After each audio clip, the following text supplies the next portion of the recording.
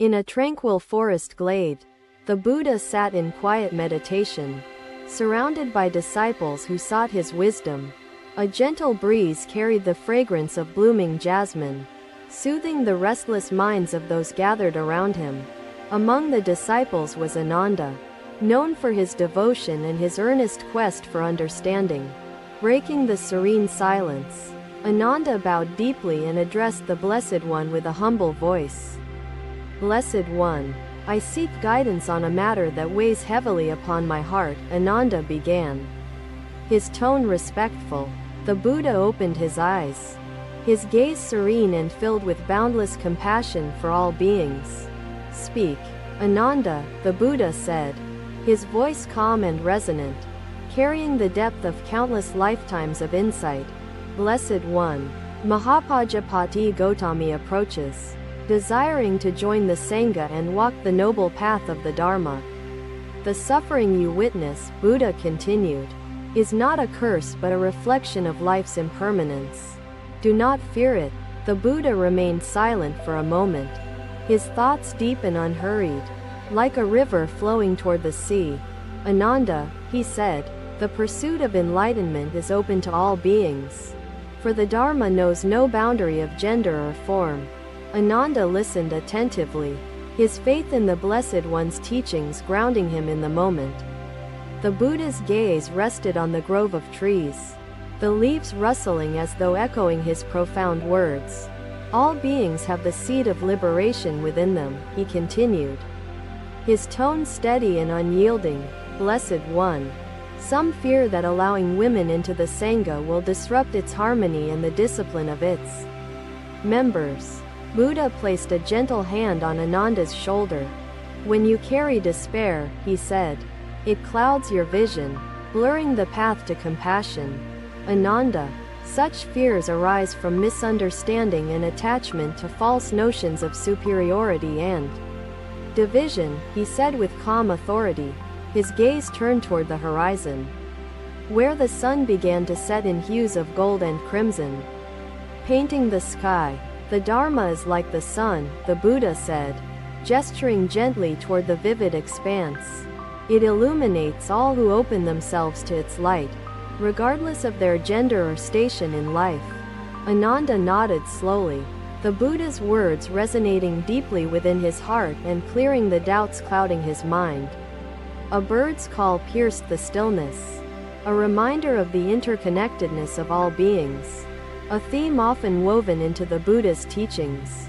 Mahapajapati Gautami has shown great determination and devotion, qualities that are essential for walking the noble path, the Buddha said. The disciples listened intently, their earlier apprehensions replaced by a growing sense of clarity and unity as their teacher spoke. One day, he continued, an old monk visited the farmer and sat silently beside him. The monk's presence, calm as a still lake, softened the farmer's anger. Did the monk speak to him? Master? A disciple asked, breaking the reverent silence. Buddha nodded, a faint smile gracing his lips. Ananda felt a deep gratitude well up within him, grateful for the wisdom and compassion of the Blessed One. The Buddha closed his eyes once more, resuming his meditation, his silence a testament to the power of the truths he had shared. Ananda's lips parted as if to speak, but he hesitated, his brow furrowing. Buddha noticed this and encouraged him. Do not let hesitation hinder your voice. Ananda, he said, speak freely, for silence can be a vessel of doubt. His disciples gathered around him, eager to hear his teachings and seek answers to their lingering doubts. Ananda approached the Buddha, bowing deeply, his expression thoughtful and slightly troubled by recent conversations among the community. Blessed One, Ananda began, his voice calm but reflective of the concerns he carried. I seek your wisdom on a matter that causes division among some of the disciples, he continued. The Buddha turned his serene gaze toward Ananda, signaling his readiness to listen with unwavering attention and compassion. Speak, Ananda, the Buddha said, his voice steady, resonant, and inviting. as though already knowing the questions in his disciples' heart. There are those who argue that women are less capable of attaining enlightenment and threaten the harmony of the Sangha, Ananda said. His words carried a weight of sorrow. Reflecting the challenges faced by the newly established Bhikkhuni Sangha, the Buddha sat silently for a moment, his expression peaceful yet contemplative. As though communing with the wisdom of ages past, Ananda, he said gently, his voice flowing like a calm river. Prejudices arise from ignorance and attachment to illusions of separation. He picked up a lotus flower from a nearby pond, its petals pristine and radiant in the morning light. Look at this lotus, the Buddha said, holding it carefully, his touch as gentle as the breeze that stirred the trees. Carry this as a reminder, he said, that each moment of compassion heals not only others but yourself. The disciples watched, their eyes reflecting a newfound resolve, their spirits buoyed by Buddha's luminous presence. No, Blessed One, Ananda replied, his voice filled with understanding. Both possess the same capacity to bloom fully. Though one has not yet opened its petals, he added. Precisely. Ananda, the Buddha said, his eyes reflecting the boundless compassion that he extended to all beings, without discrimination. So it is with men and women, he continued, his voice unwavering. Both have the potential for enlightenment. For the essence of Dharma is within all who seek it sincerely. The disciples listened closely, some nodding in agreement, while others contemplated the Buddha's profound analogy with newfound clarity. To question the capability of women to attain enlightenment is to misunderstand the nature of the Dharma and the human mind, the Buddha said. His words were like a balm, soothing the uncertainties and biases that lingered among some of his followers. The path to liberation is paved with mindfulness, effort, and wisdom, not determined by the physical form one takes, he added. His statement carried the authority of truth, leaving no room for doubt or prejudice. Ananda approached Buddha, bowing deeply, the petals still cradled in his hands. Master, he said, his voice steady, I see now that healing is not an act but a journey. Ananda, guide them through your own understanding and actions, he said. Lead by example, practicing equanimity and compassion as the Dharma teaches, he added. Tend to it with care. The disciples dispersed, their hearts carrying Buddha's teachings like lanterns lighting a path through the darkness. His words carried the weight of universal truth, encouraging the disciples to look beyond superficial differences and embrace the unity of their shared purpose. Harmony arises from the recognition of our interconnectedness, not from enforcing uniformity, the Buddha said, his tone firm yet compassionate. Ananda, remind them of the noble truths and the principles of the Eightfold Path, which guide us all, the Buddha continued. His teachings flowed like a gentle stream, quenching the thirst for wisdom and understanding that Ananda had brought before him. When the roots of prejudice are cut through wisdom and insight, the Sangha will flourish like a forest in spring, the Buddha said. His voice carried the promise of transformation, an invitation for all to grow and learn together. Buddha sat calmly by the riverbank, his robes shimmering faintly in the morning light. His disciples gathered once more, their anticipation mingling with the sound of flowing water. The grove grew quiet once more as the Buddha resumed his meditation, a serene presence that radiated peace and wisdom. The disciples dispersed, each carrying the lotus of understanding within their hearts, ready to share its beauty with the world. Buddha's gaze met his, filled with both understanding and compassion.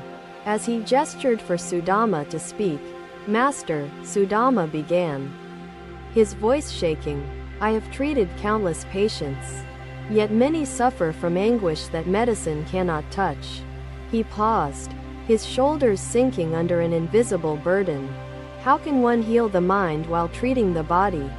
Buddha nodded, his expression calm yet thoughtful, as though peering into Sudama's soul.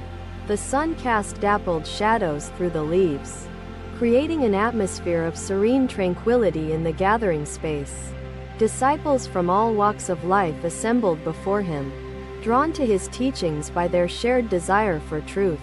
"Let me share a story," Buddha continued, his voice steady as flowing water. "There was once a merchant plagued by ceaseless worry for his wealth. Blessed One," he began, his tone cautious but earnest, "I marvel at your Sangha, where men and women dwell together harmoniously." The Buddha inclined his head slightly, encouraging the householder to continue speaking, a silent gesture of receptivity and patience. "How have you ensured that unity and discipline endure despite the differences among the members of your community?" the householder asked. The Buddha observed the householder, his compassionate gaze meeting the man's uncertainty with wisdom rooted in boundless understanding. "Harmony is not born from ignoring differences, nor from enforcing uniformity," the Buddha said, his voice gentle yet resonant. "Rather, it arises from recognizing the unity of purpose that binds all beings on the path of liberation." He continued, his words carried the rhythm of a river, flowing unimpeded through valleys of doubt, nourishing those who sought clarity. He gestured toward the Sangha members, who sat in meditative poise, their focus undivided and their presence a testament to unity. "Men and women within the Sangha are like two wings of a bird," the Buddha said, his voice steady. "Without both wings, the bird cannot soar toward the heights of wisdom and compassion," he added, the analogy resonating deeply with the householder. The merchant realized his treasures were mere objects, incapable of filling his spirit.